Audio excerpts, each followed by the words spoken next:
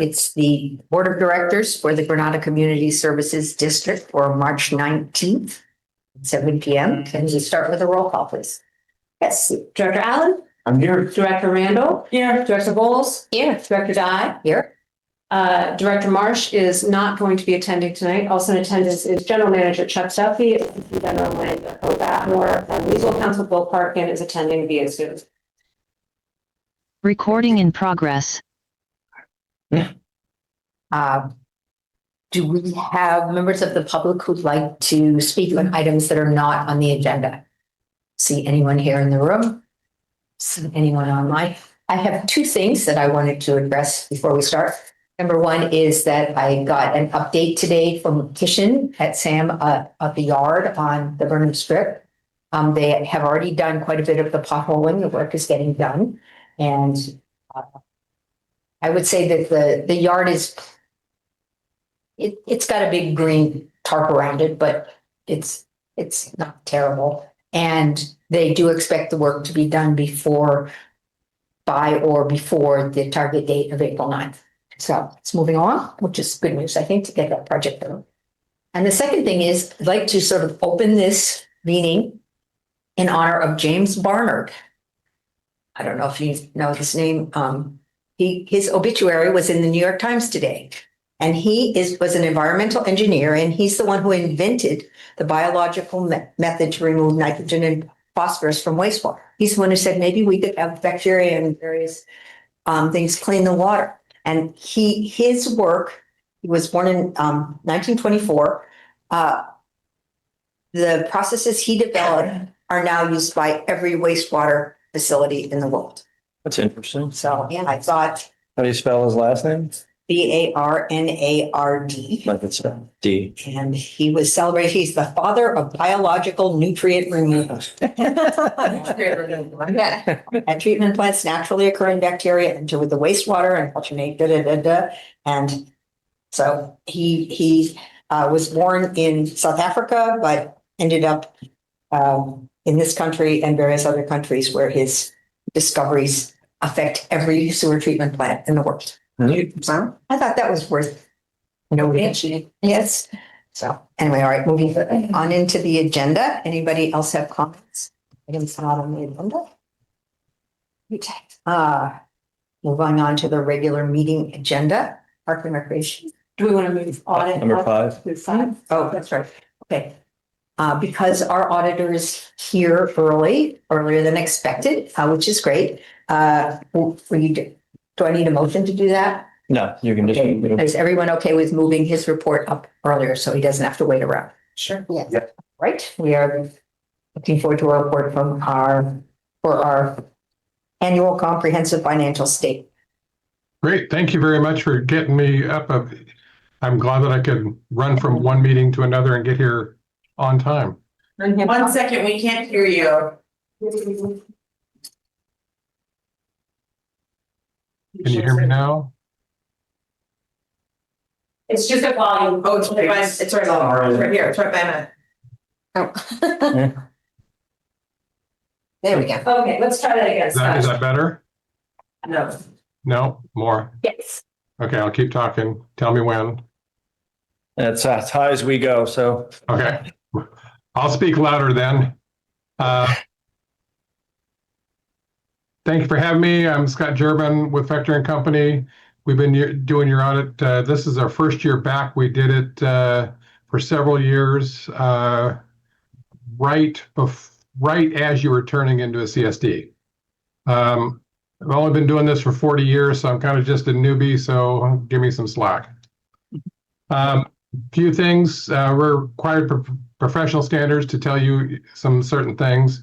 What's an audit? Audit is us coming in as independent reviewers and looking at the financial statements and determining if they're presented fairly in accordance with government accounting or generally accepted accounting principles. We're responsible for forming an opinion and expressing an opinion on the financial statements that are prepared by management. Engaging us as auditors does not relieve you of your responsibility. And it's important to remember that an audit only provides reasonable assurance, not absolute. I had a client ask me how much for absolute assurance, and I told him $2.5 million. volume of the laptop. Yeah. Management and you folks are responsible for the fair and accurate presentation of the financial statements.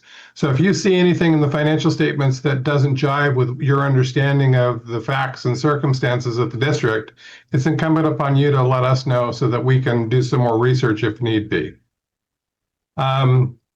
Accounting policies, this is basically how the financial statements are generated. It's important to remember that financial statements cannot be prepared without estimates. The primary one that everybody gets pretty quickly is depreciation expense. If you buy an asset and you use it for 6 years, you want to spread that cost over all the years. But there's many estimates that are made. District accounting policies are summarized in note 1. Certain that are kind of general, what type of entity, basis of accounting, property taxes, how those are recognized. Specific to the district are capitalization, depreciation, how compensated absences are calculated, and pension. Difficulties encountered, none. Corrected misstatements. We had 3 adjustments. Yay. We're very happy with 3 adjustments. I can tell you the last time we visited you folks, it wasn't 3 adjustments. And these primarily are related to the investment in SAM, some asset additions, and then staff was kind enough to do one of the hardest things that you guys have done, which is lease adjustment, which is very unusual for districts. So congratulations. Thank you very much. Say another word about that because the lease adjustment? Yeah, that was mysterious. Leases are capitalized when the new GASB came out a couple years ago that requires leases to be capitalized. Many of our clients wait for us to come in and help them crunch the numbers.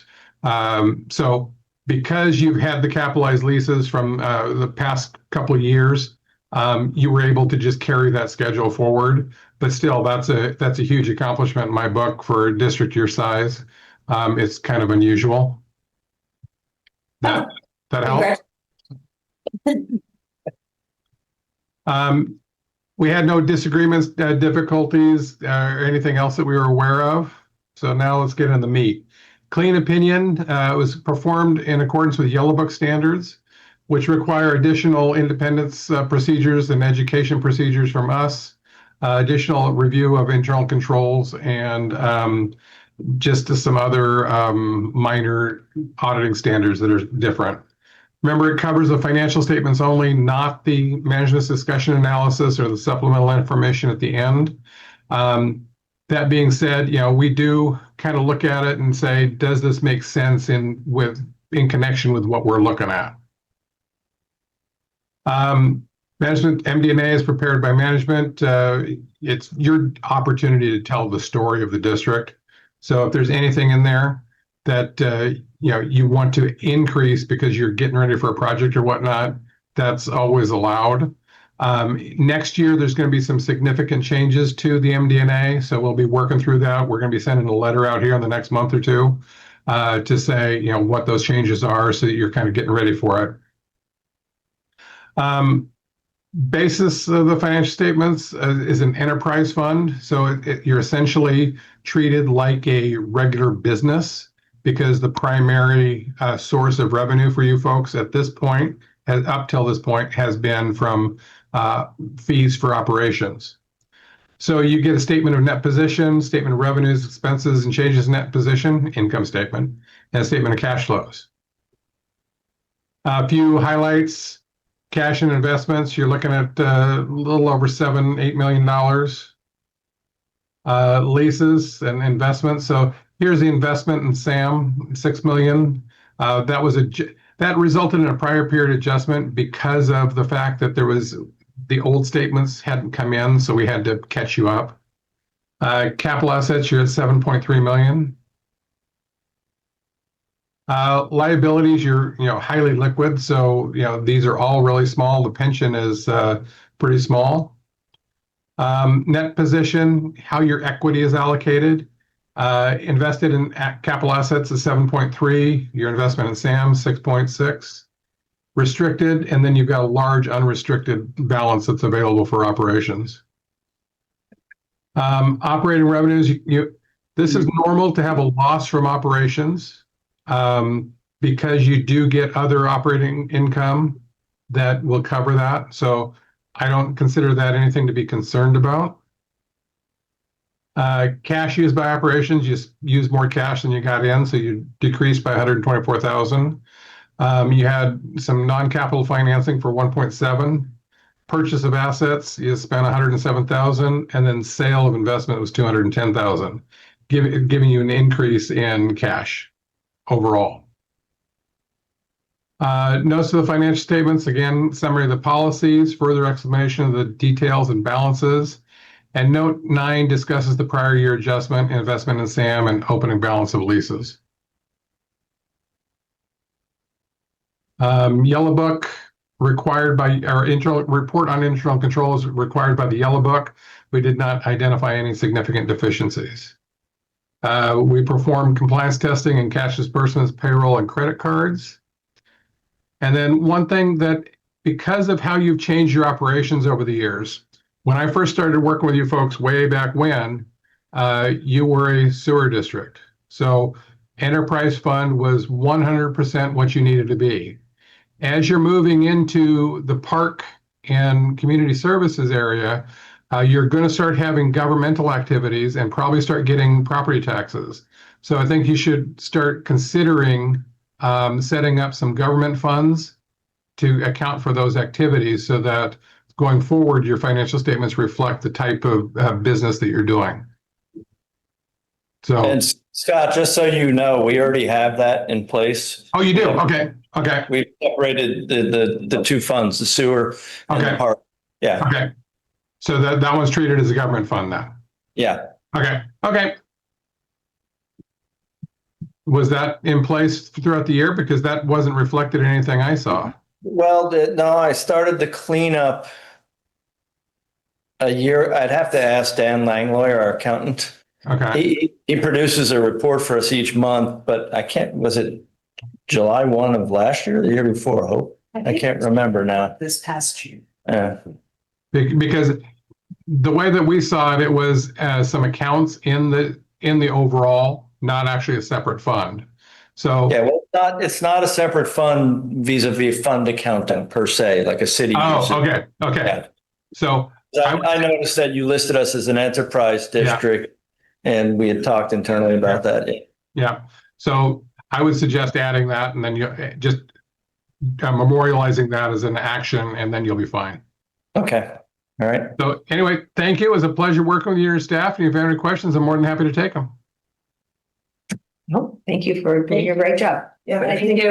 I will note that we're able to get it done expeditiously because Sam is getting their audit done early.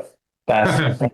There was a time where it was a year, but like, And just for, we can't do our audit till we get the Sam.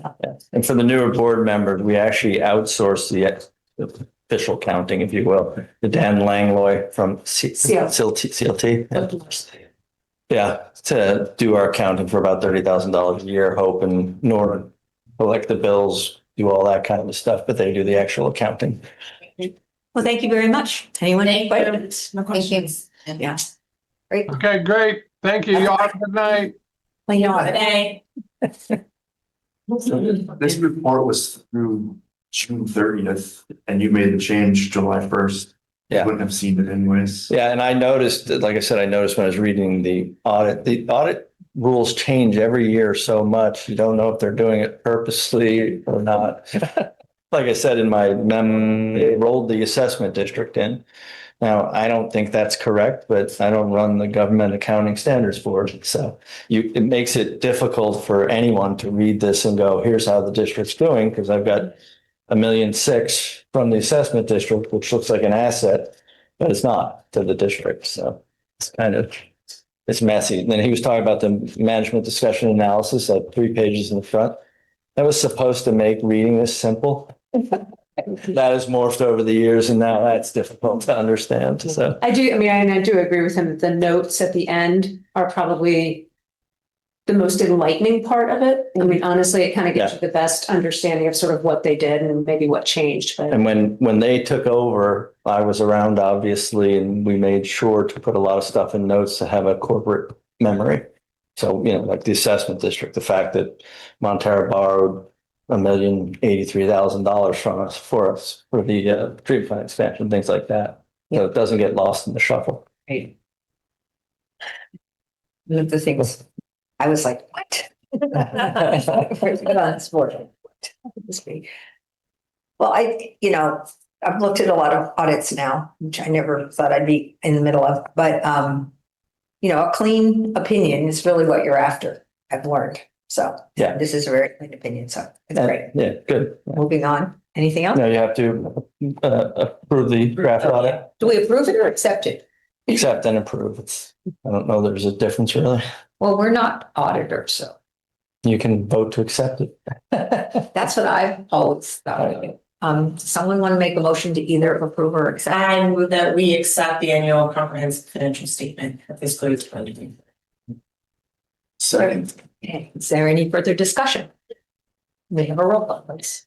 Do you want to do a roll call then? I do for this. All right. Just like, Director Allen?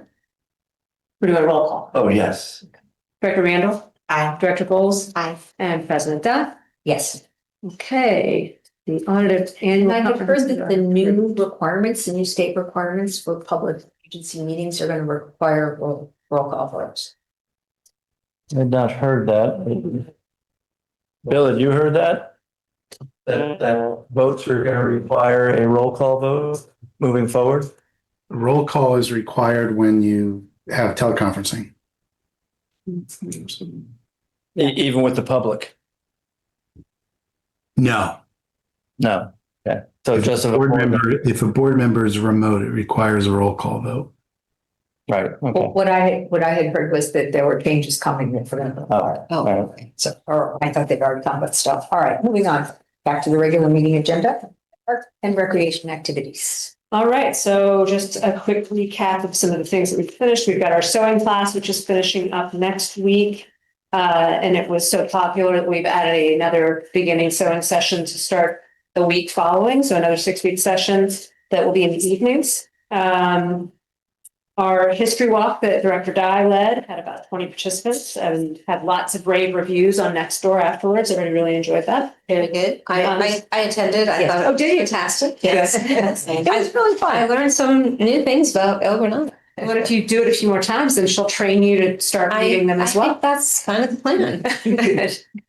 Well, I'd like to see us do more. Mhm. So I want to Yeah. do a nature walk in Fort Park again. Okay. So we'll figure out a time. Our chair yoga class is back on. Our instructor who was doing it moved away, but the other instructor has stepped in and is taking over the class. So people are very excited about that. We continue with our sound bath on the second Tuesday of each month. She shows up with her bowls and, it's very relaxing. People really like it. We have another acrylics painting class that just started yesterday. We have our wild edible medicinal plant walk coming up. The beginning sewing, as I mentioned, our egg hunt will be on April 4th. We've started advertising for that. And if anybody wants to come by and help us stuff paper mache eggs, feel free, let me know. Quarterly recycling will happen April 18th and Spring Fest with San Mateo County Parks. And that's about it on the Parks and Rec. A couple more things we're working on is the Deer Creek Walk and a writing workshop. Hope, is there shredding? Not for April. It will happen in the July quarterly recycling, the paper shredding trouble, and they were already booked for our April dates. Mhm. Any feedback on anything new in the Deer Creek walk? Nothing yet. Anything else? Anybody want to say anything? No, these are amazing. No, it's exciting to see recreation happening. Yeah. Update on Granada Community Park and Recreation Center. Yep, so just some behind the scenes stuff, things are moving along. The traffic study is underway. We also have put in our certificate of compliance application and paid the fees. We're waiting on the title right now, which is taking a little longer. And then BKF, the engineers are doing some recalculations based on those last changes that were approved, just to, stormwater runoff, a couple little things like that. So they're working on theirs. And we're still hopeful that we'll have that application in for the coastal development permit within the next month or two. I'd say by May would be the target. Great.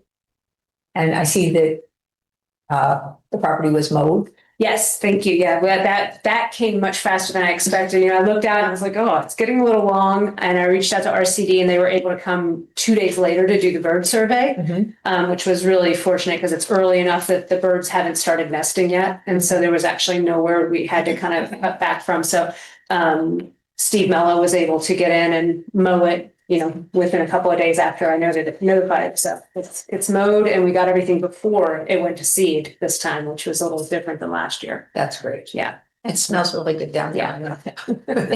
I could smell it even when I was looking at the Sam yard up on the strip. So that's really nice. Anything else on that? Right. No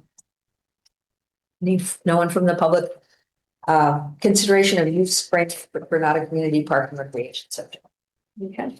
So we brought this to your board last month, and you gave some feedback about, you know, the maximum number of events and just making it clear sort of how we would be doing this going forward.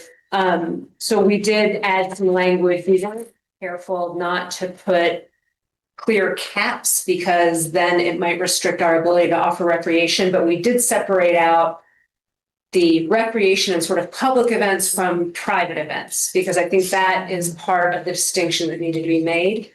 So you'll notice now that there's an extra, you know, matrix there that is proposed new community room, private use and events. That one has a lot more restrictive language as far as review by staff and or the board, depending on what kind of event it is. But it still gives us the flexibility to have evening events, you know, if we wanted to have a line dancing class or weekend classes, that sort of thing for the community members who work during the week. We want to really make sure that there are options for them as well, not just sort of normal business hours. Let's see. Anyone have questions? I do. I have a question about the Monday through Friday hours. I think we talked about this a little bit in the last meeting, but after hours from 5 to 10. I think 10 is a little late, especially people living on Avenue, Alhambra, you know, so I just wanted to discuss ending events at 9. Well, I do want to just make the caveat that the main thing that would ever happen probably after 9 o'clock really is the Mid-Coast Community Council meetings. They often run late. Longer. And so it's really about those governmental meetings that might happen. We're not going to be running classes or doing anything during the week that late. It's just, again, to allow for the flexibility for those couple of meetings that might have to happen late, you know, that might continue later. Not that they would be starting later, but Yeah. But then to that point, would it be under, that would be true for the programming and public events, but for the private events, we could make it 9. Yeah, because I mean, for the governmental events, those are a handful of people, right? There's just the board, so, you know, we're talking probably less than 10 people attend, you know, at those meetings. Not always. So many people that come to these meetings. Not always. 6. Yeah, so I think, yeah, I'm just in favor of knocking that back an hour. would But- it make sense if it was Monday to Thursday, Yeah, I was thinking that. 5 to Yeah, 9 so. or something like that, and then Friday, allowing Friday in case it was something else that could go on until 10? I mean, for a private event, Yeah, I mean, even for a private event, if there was a Friday evening book reading and reception or something like that, that maybe would go on until 10. I mean, or we could say Monday through Friday, stop at 9 too. But it's Thursday or, I mean, because I can imagine would we ever, I don't know, maybe this will like create a controversy, but like, would we ever do like an outside movie screening, Exactly. right? Or something like that. So it's like, you know, coming in a little bit in after 9 on a Friday, the movie's ending, or people are leaving, whatever that kind of thing. Seems reasonable for Friday. Yeah. Okay. yeah. So I'll make the switch to make it Monday to Thursday, 5 to 9, Fridays 5 to 10. And then the weekends were fine. And I did make a switch for Sunday to be 9 to 6 p.m. Yeah, that's Okay. That's good. I would like to see it, or what do you think about the idea of having with it a process section? Just because there's all these pages with the rules, but people come in and they'll apply to staff. Are we going to have other places I've been? There's at least a once a year meeting where the board hears how things went and if there were. I mean, I feel like this is a great framework of what's allowed when, but it doesn't really tell people how you go about reserving a space. Right. Well, and yes, Right. we So- will absolutely have that, but this is again, just for the use permit to go with the coastal development permit Okay. application. So this is, this is I just the framework. Okay. Right. But absolutely, when we get to that point where we're ready to start doing events, there will be an application. They'll have to provide insurance. They'll have to do all these different things. And we can certainly have an annual review. Yeah, Of I some just sort want for the people to board. know that there's going to be, Guardrails. there's Oversight. going to be, yes, there's going to be oversight because Oh, absolutely. this board has always been worried about impacts on the community Yeah. and that will continue. It feels like it should be a little bit part of this, but I hear what you're saying. Yeah, I mean, it will come. That It will be will part of evolve it. out of, yes, but we Okay. just need to have sort of the matrix for the county to review at this point. And we actually talked about that. I quizzed Hope pretty well after our last meeting, and she had an answer, not surprisingly, for everything I quizzed her on. Oh, Ted Adcock Center does this, isn't that. So, Yeah. yeah. So that's why we kept it generic. We're not going to say what the board will approve or staff. It's the district, and then we can do our own internal policy.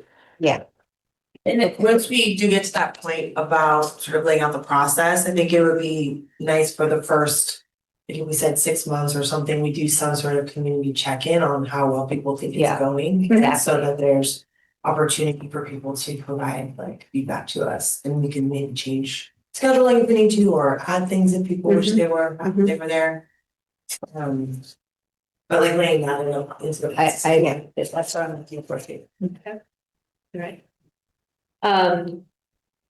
But so at this point then, other than that switch to the private events for Monday through Thursday, switching that to a 9 o'clock stop and then Fridays keeping it 5 to 10. Is that the only change? Because preferably we don't need to bring this back for another review. So No, that's great. Thank you. Great job. Thank you. do they need to formally approve it? Yes, let's. I move that we approve the what is it called? Use framework. Use framework Framework.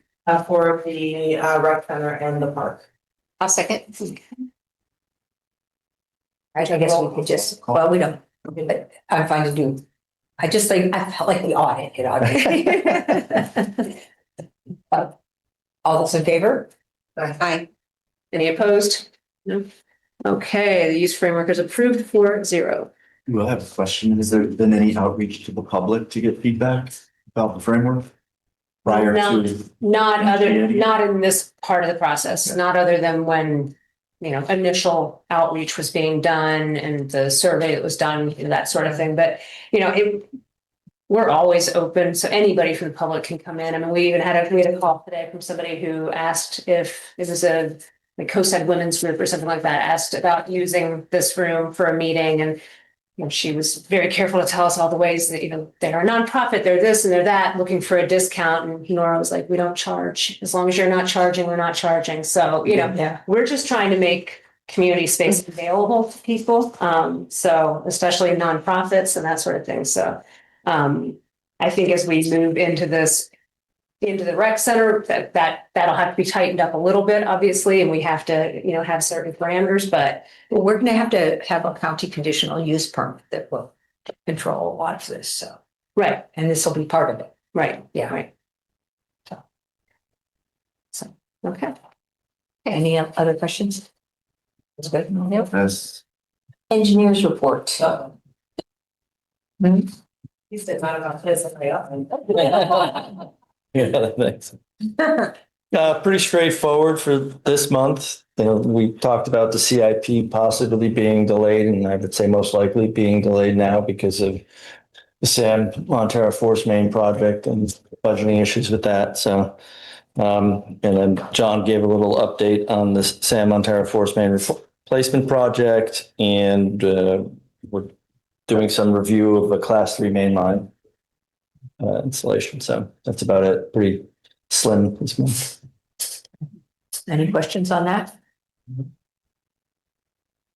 Right, moving on to the administrative staff report. Okay, the most exciting thing on here, I think, is that Director Dye and I put our heads together and managed to very quickly turn around an application for community grant funding with Sam Lafardo's office and managed to get that in. I think we only had about a 10-day period once we heard about it. And so we managed to get the application in, as well as 9 letters of support from various other organizations and agencies. So that was exciting. And even if we don't get the $2.5 million that we asked for, it was a good exercise to go through the process. And just sort of get some of our materials in hand and that sort of thing. So that was very exciting. And does that go towards the building out of the park and what does that go? No, so it's specifically a request for basically the money we're going to need in the next year, because it has to be used in that fiscal year 27. It would go toward all of the construction documents that still have to be done, all the rest of the final engineering documents, the schematic documents. There's a lot of that sort of stuff that still has to happen. And so basically, if we were to get that funding, it would allow us to build our reserve up a little higher before we have to start putting the money toward the construction the following year. So So just $2.5 million of all paperwork?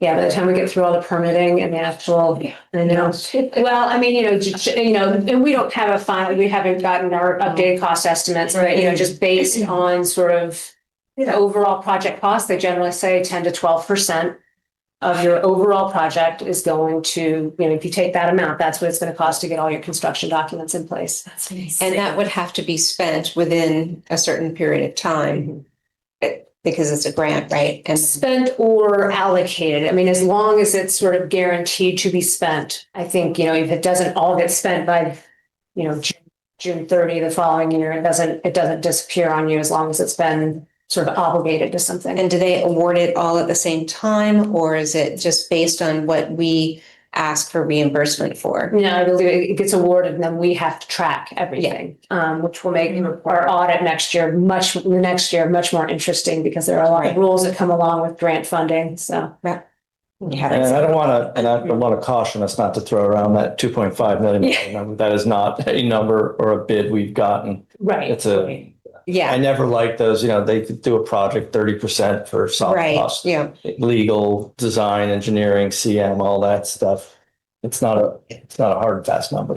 So We could put it they to could use. accept it, but give us less than we asked for. absolutely, that could happen too. I mean, one of the questions specifically is, if that number were brought down, could you still use it? Because some projects, I think, if they don't get what they're asking for, it's sort of dead in the water. Yeah. So for us, it's certainly scalable. 2 months ago, we approved 4 agreements, Right. right? So I mean, if you think That was about, plus or minus 250 grand, 300 grand. something right, like if you that. think about what we've already approved going forward, that's going to take up a lot of it right away. Yeah. If we got the full amount and there's some left over, what happens to the surplus? I don't know. I don't know if it has to be returned or if it has to be discussed with. Depends on the grant, how the Yes. grant's written, really, how specific it is. Usually there's a little bit of flexibility on a lot of grants in my day. And they keep a percentage that you have to wait till the very end to get back. And you have to document everything. It'll be a lot of paperwork, but Yeah. it would really help. And we are thinking that probably in the summer, we're going to do an outreach event for other elected officials to see if we can get some excitement going about making this exciting project happen. And I have to say, Hope did a fantastic job on filling out the application. I worked on the letter asking for support.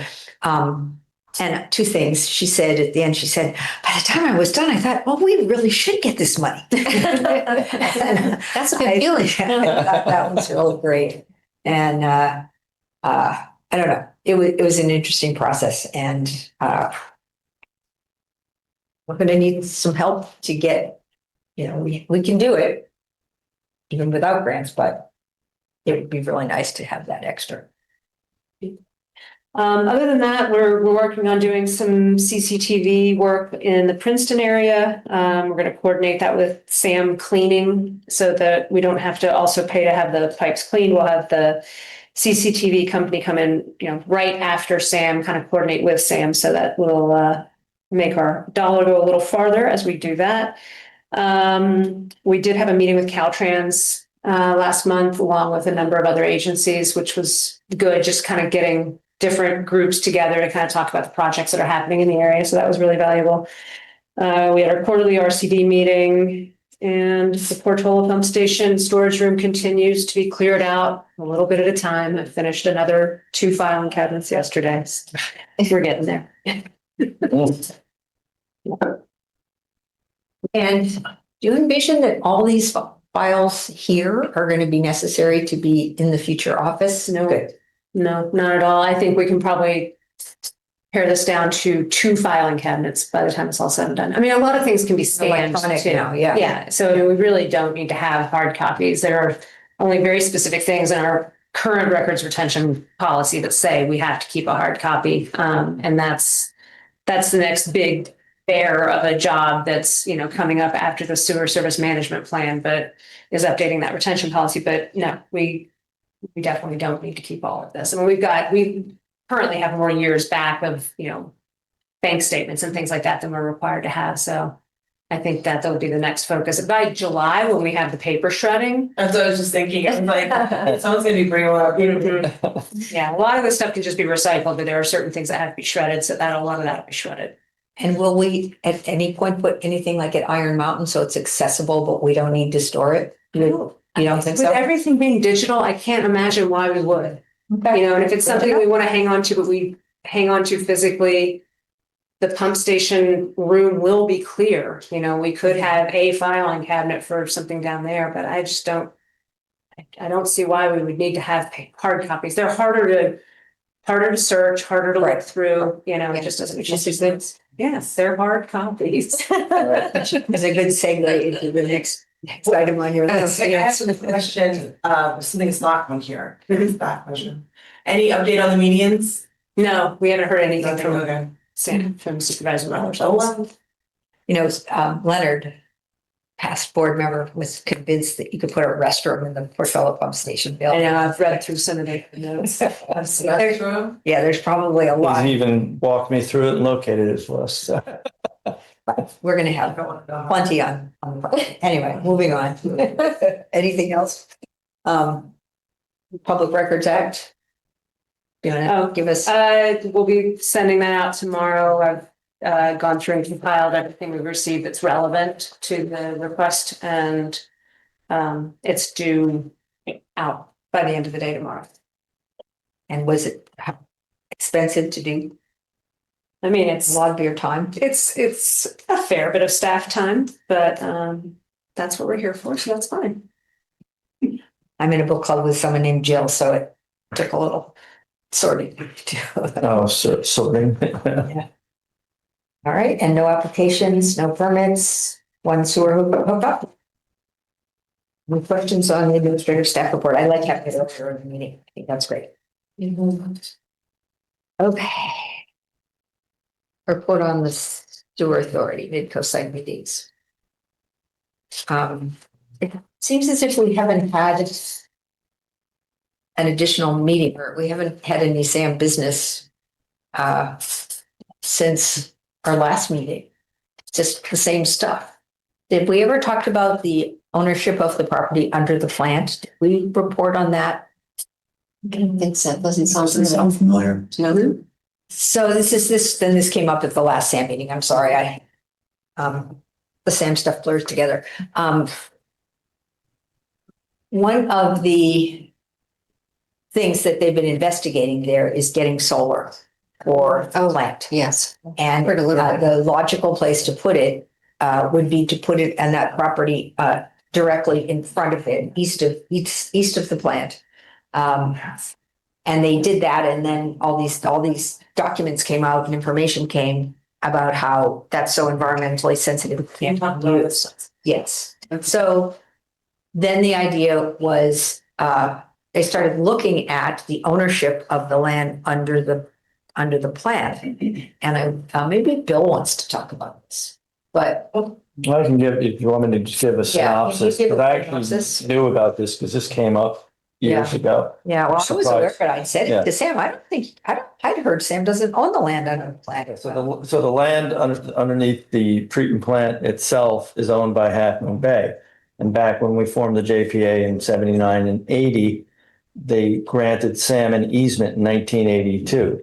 That was a 20-year easement. Oh. Then 2 years later, they re-upped the easement for 40 years. So that would bring it from 1985 to 2024, something near that. So that's kind of what popped up. For some reason, in 2009, the then GM Jack Foley at Sam recorded the easement document on the property. Now, I remember talking about this and I thought we had resolved it back then and extended it or something, but I guess we didn't. So But now nobody knows why it was recorded. nobody knows why it was recorded, right? So it's just kind of random. It's like, but I looked at it and was like, this makes no sense. But basically, the issue now is the Sam plant sits on land owned by Half Moon Bay, and theoretically, Sam does not have an easement to have the plant sit there.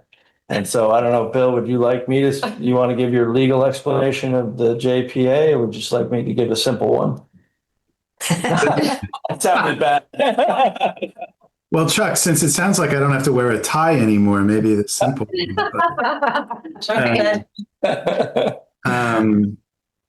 Well, I mean, my view of this is the JPA called for the plant, which already existed at Half Moon Bay, on the Half Moon Bay property, that it was going to be jointly operated and run, and Montera and GCSD were going to connect to the plant. And I think it's very clear from the JPA, and in the JPA, there's credit given to agencies who contribute property or money or infrastructure to the endeavor. And if the JPA ever terminated, obviously, those assets would be redistributed back to the member agencies who contributed those assets. So my view of this is I'm uncertain as to why the easement, A, was even necessary, and B, why it was only 20 years, extended another 20 to a total of 40, and then it recorded in 2009 mysteriously. So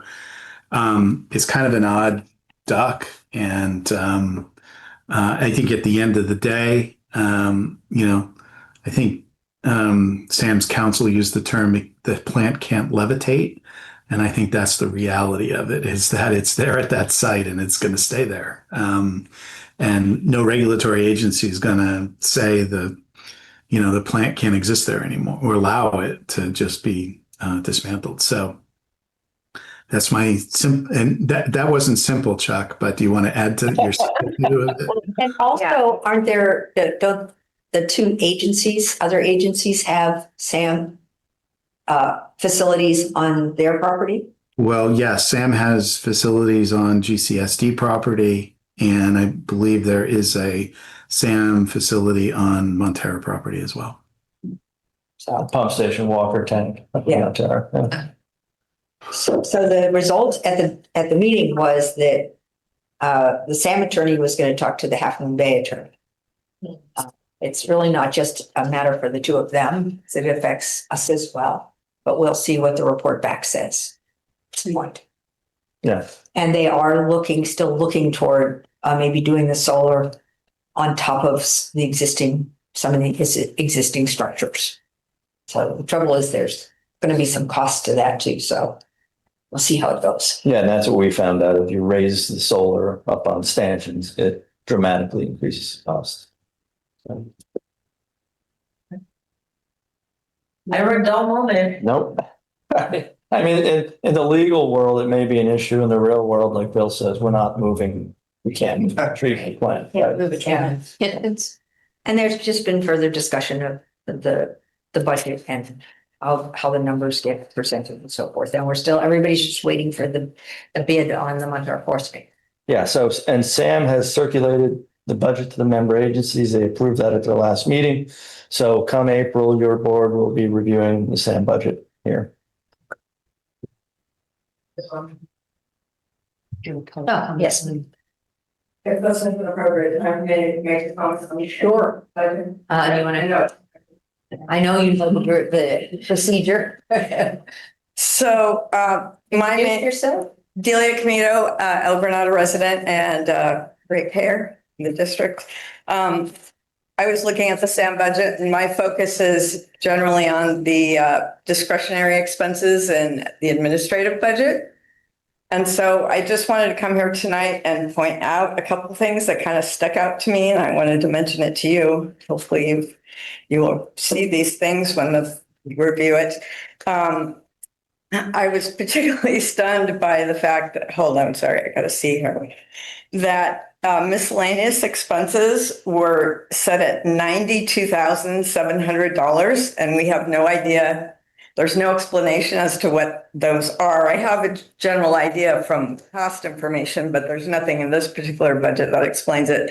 That's a 44% increase from last year. And I know that the prior year it increased 25%, and before that it increased 25%. In fact, just 5 years ago, the miscellaneous budget was only $35,000, and now it's at 92 with no explanation.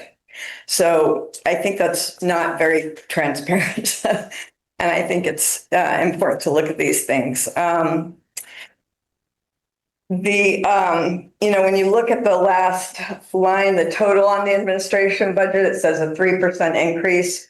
But really, in reality,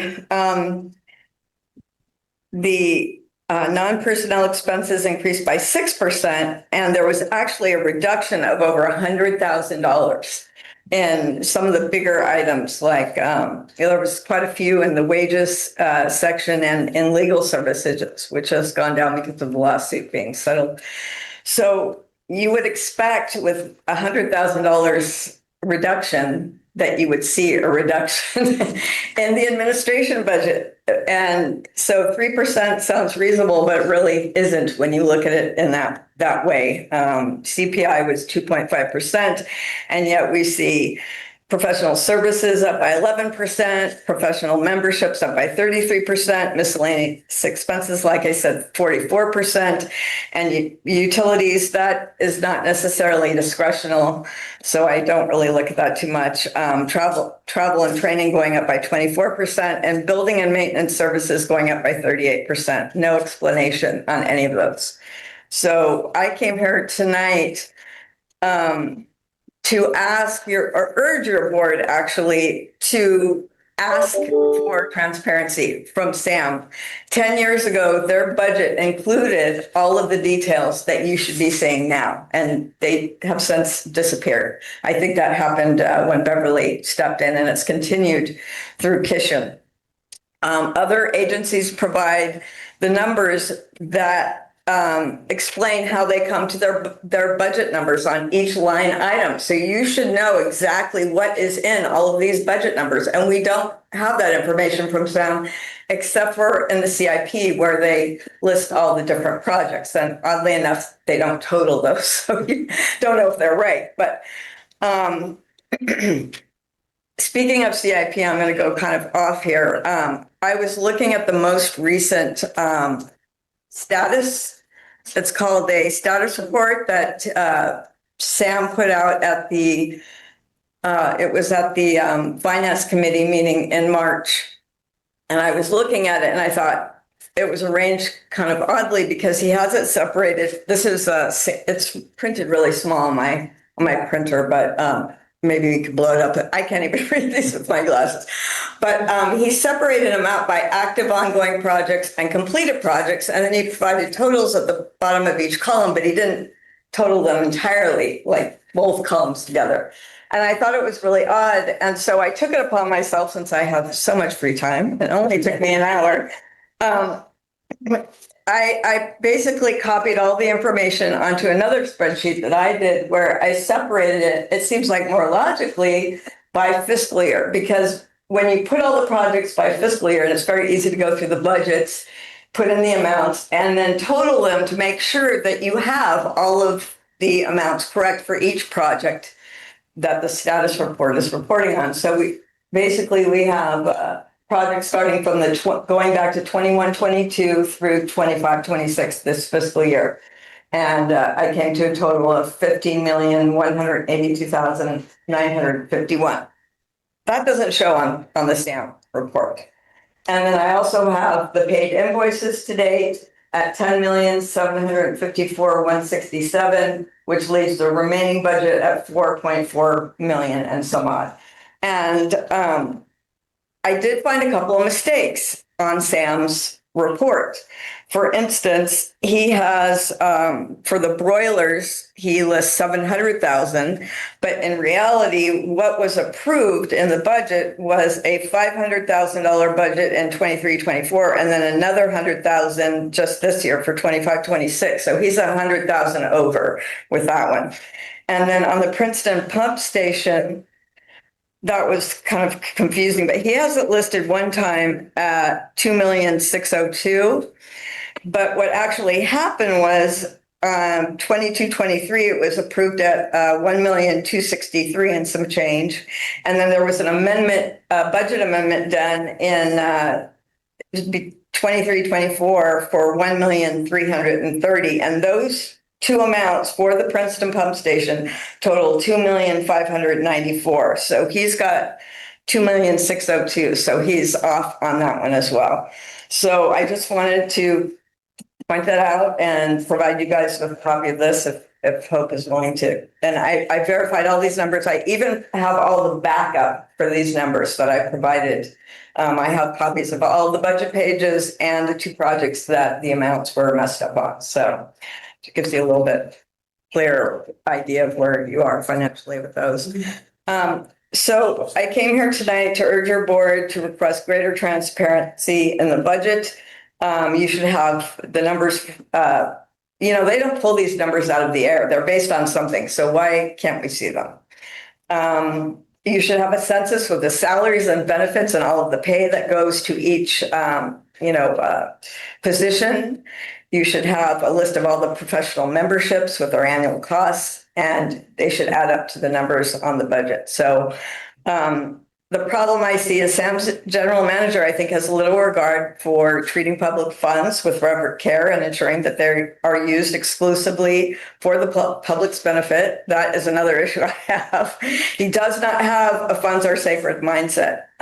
He continually overspends year after year where there is discretion, and the SAM board has failed to stop it. The administration division has overspent its budget every year since this current SAM manager is there. And it's a pretty huge amount of money. And one of the things I found that's really interesting too is that when you get your fourth quarter presentation for the end of the year, where you do look at the budget versus actual, and you see the variance, when you get the actual audit, those numbers change quite drastically.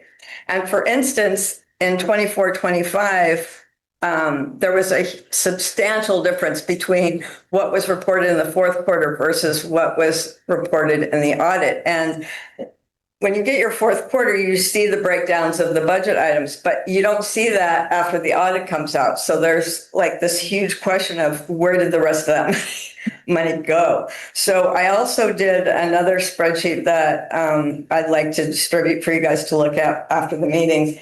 That shows 5 years of what the budgets were, what the actuals were reported on the fourth quarter statement and the variance reported there, and then the actuals that came out for the audit and the final variance so that you can see. And the administration budget has been overspent for 5 years by over $1.5 million. So We do need that. yeah. I know that in the finance committee meeting, Director Marsh had asked for some changes, and the general manager said that the timing was bad. I guess 4 months isn't enough time to make changes. And he also mentioned the lawsuit, which I'm not really sure. Do you know of any reason why the lawsuit would affect the budget? Yeah, so I don't know why or if those changes can't be made. The finance committee is discussing cash flow problems on a monthly basis Your board is concerned about funding about these huge upcoming CPI projects while Sam is spending $1,300 on bottle openers and $200 monthly on food. So, anyways, Well, There. Delia, yeah, I- we need to wrap this up, but we are trying to make change happen for the budget for the year ahead so that there is more transparency. I hope so. It's just as a ratepayer, it's scary because we keep seeing these amounts go up and they're going through the roof and there's a lot of discretionary spending that is not, no discretion is being applied. So anyways, I appreciate you listening and I hope to be able to give these to you after the meeting. Thanks. Thank you. And Dilly, we probably duplicated a lot of work on that spreadsheet because I have one that does, next time email me. And just for the record, She's point, yeah. I asked about those bottle openers because I signed the check and they are little tiny ones, not expensive, and they're giveaways for all public events. Yeah, and we all know there's a lot of issues with transparency. It's saying, and the Barbara says, we'll fix those and we'll get into more detail on that at the April meeting when we discuss the same budget in detail. It is a major issue for us. All right, Yeah. absolutely. So thank you, Delia. My position is that there's a lot of payments that are going out. There's small numbers that are getting added up and they're not appropriate at all. And just so you know, Delia, I actually brought this to the board like 3 or 4 months ago with that mini, the small, so yeah. But I'm glad to have the community paying attention. So, thank you. Anything else on Sam? Moving on to the consent agenda. Wanted to just say how cool this chart is. I like this. It shows, we're getting actually this year, our revenues for parks.